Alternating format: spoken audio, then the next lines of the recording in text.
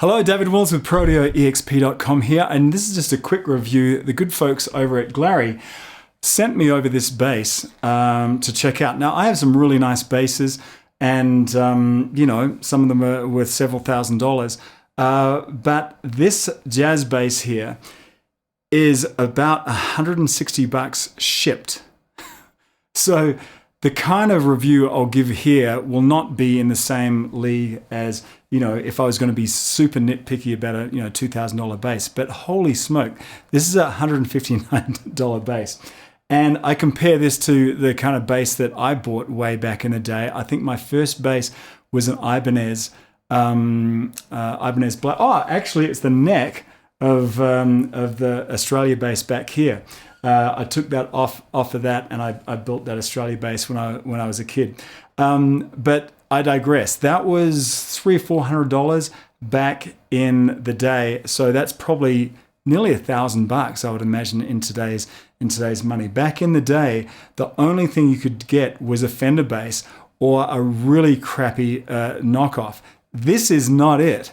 This is a really nice bass. If bass is your first instrument, I'm not sure whether this would be the bass I'd have in my gig bag all the time. But let's imagine if your first instrument is guitar and you want to record some tracks and you just want to have what you thought was a quote unquote cheap bass, and it's going to be horrible and things like that.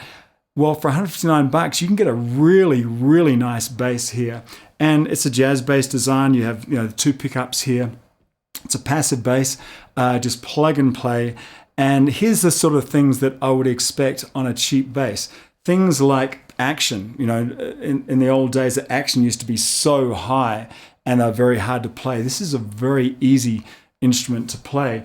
Also, the intonation, when you go all the way up, it's very, very good.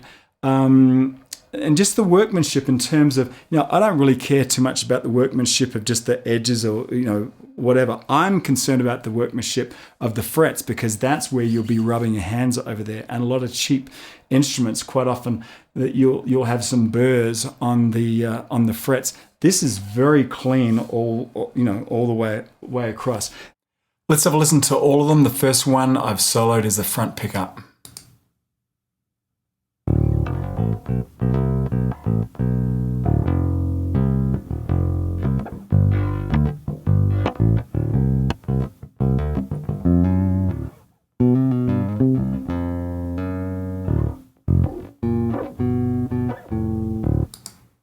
Okay, let's listen to the rear pickup, and I was playing right back by the bridge.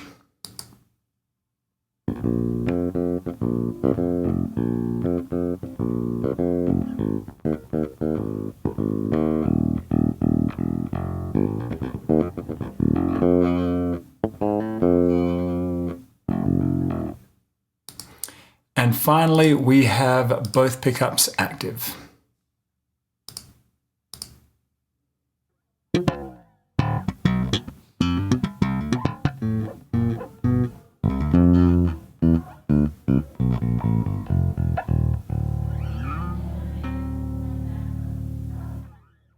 I would really recommend this bass. A few people come in mind. If you just want to have an emergency bass that is just something. If your bass is in the shop, I'd have no problems gigging with this. If you're, when I think about all the people that I teach who are into home and project recording, if your main instrument is a keyboard or guitar or something like that, and you don't see yourself spending a ton of money on a bass, I would absolutely look these guys up, because for $159 shipped, it's ridiculous. I don't know how they're making a penny on these things. Oh, by the way, one other thing I mentioned, I just picked this up right now. I haven't touched it for a number of days. It's perfectly in tune. Can't go wrong. Thanks so much for the guys over at Glarry. Check them out.